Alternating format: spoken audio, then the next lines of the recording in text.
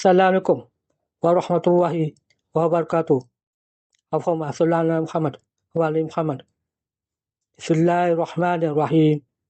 Allah Azza wa Jalla berkata, wahai Ruqayyah, katakan kepada ahli fuqaha, tidak ada keuntungan bagi engkau menyampaikan pasalku selain kata ada kepadaku Allah dan berbuat untuk agamaku Islam. Berjalan di jalan Muhammad SAW yang tak ada patuh kepadaku Allah dan tidak meninggalkan Muhammad SAW.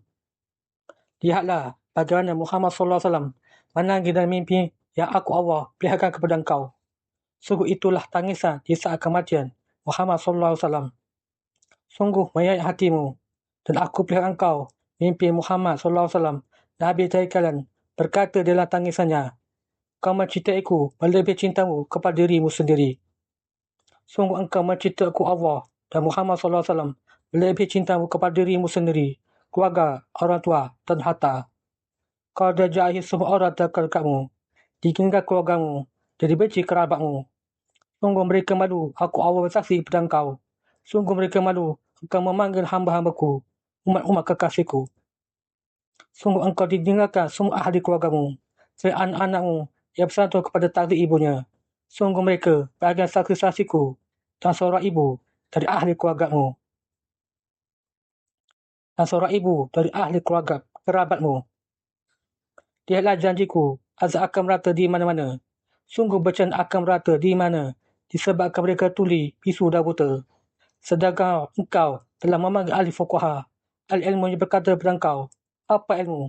Sedangkan kami mengajar ilmu kepada guru-guru di Mekah dan Madinah. Sungguh mereka sombong dan menghinamu, sedangkan mereka tidak memiliki ilmu dari sisiku Allah. Wahai ahli fuqaha, tunjukkan kepada aku Allah dan ilmuku memenuhi langit dan bumi. Tidak seorang pun yang berkuasa di muka bumi ini dan berkata, siapa saksiku? Aku Allah berkehendak kepada yang aku Allah kehendaki, memberikan wahyu-wahyu kepada hamba-hambaku dan mengingatkan kalian kepada hari kiamat yang akan datangnya tiba-tiba dan tidak berguna lagi kesadaran itu. Wahai ahli fuqaha, bertabayulah kepada saksiku dan ambil ucapanku apabila katalah sampai di hadapannya. Sesungguhnya aku Allah ingin kalian memasuki golongan kanan dengan berjamaah. Terima kepada Allah dan bertawab kepada Allah dan rubah tabiat kalian. Sungguh kau telah berada di patah zaman. Tidak ada kepada salah satu anak cucu Adam di muka bumi ini, Isa Ibnu Maryam, ketika telah turun ke bumi, selain bersama Ruqayyah. Sungguh pada mereka terdapat janjiku. Dan jika bukan Ruqayyah, tidak aku Allah bersaksi, dan tidak Isa Ibnu Maryam turun ke bumi. Jika janji belum masanya. Sesungguhnya ketika aku Allah bersaksi kepada Ruqayyah, dekatlah masa kalian. Kerana dia bagai cahaya amaku. Sungguh dia bagai darah amaku. Dia sama dengan Isa Ibnu Maryam bagiku. Lahir dengan ucapan kun fayakunku. Sesungguhnya kalian tidak mengetahui.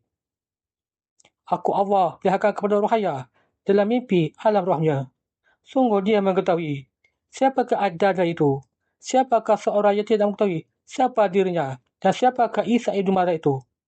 Dan siapakah mereka yang berada pada bahagian saksi-saksiku? Sungguh mereka datang dengan sendiri-sendiri dan Ruqayyah diiringi pilar cahaya Ruh Allah Kudus, Isa Ibnu Maryam ke hadapanku, Ar-Rahman. Saat semua orang gemeta, mereka tidak, dan tidak terdapat pada mereka kesedihan.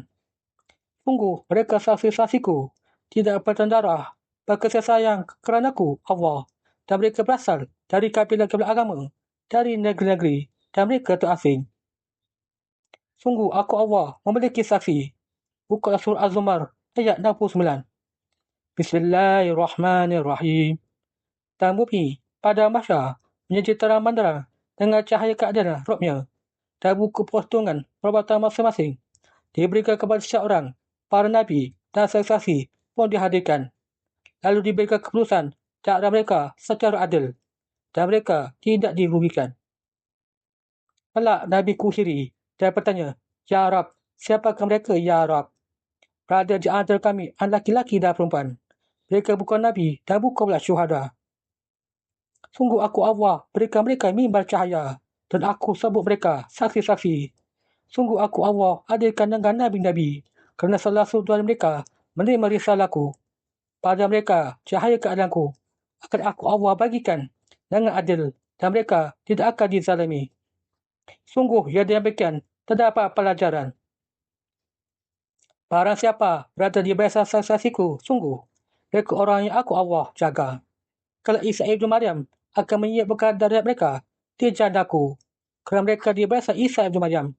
Kerana saksiku, bagaikan Isa Ibnu Maryam.